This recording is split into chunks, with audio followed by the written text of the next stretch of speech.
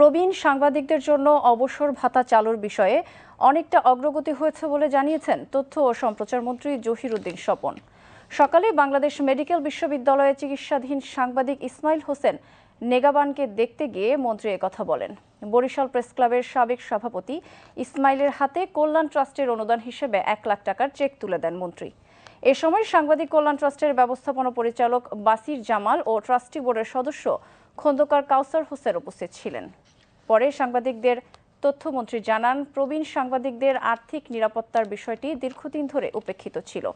এ বাস্তবতায় সরকার তাদের জন্য অবসর ভাতা চালুর উদ্যোগ নিয়েছে। সাংবাদিকদের সুরক্ষায় নীতিমালা করার কাজ সর্বোচ্চ গুরুত্ব দিয়ে সরকার এগিয়ে নিচ্ছে বলেও জানান তিনি।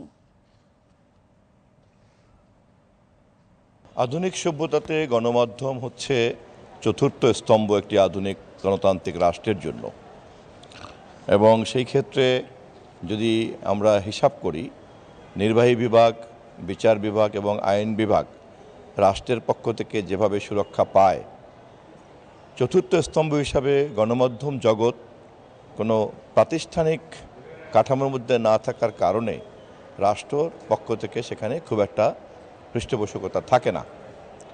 এই পরিস্থিতিতেই তাদেরকে সুরক্ষা দেওয়ার জন্য সর্বোচ্চ গুরুত্ব দিয়ে নীতিমালা তৈরি করার জন্য কাজ করবে সরকার। ইতিমধ্যেই আমরা যারা সাংবাদিকতার মধ্যে যারা প্রবীণ সাংবাদিক, তাদেরকে কী করে অবসর ভাতার আওতায় আনা যায় সে ব্যাপারে আমরা কাজে হাত দিয়েছি। ইতিমধ্যেই অনেকটা অগ্রগতি হয়েছে।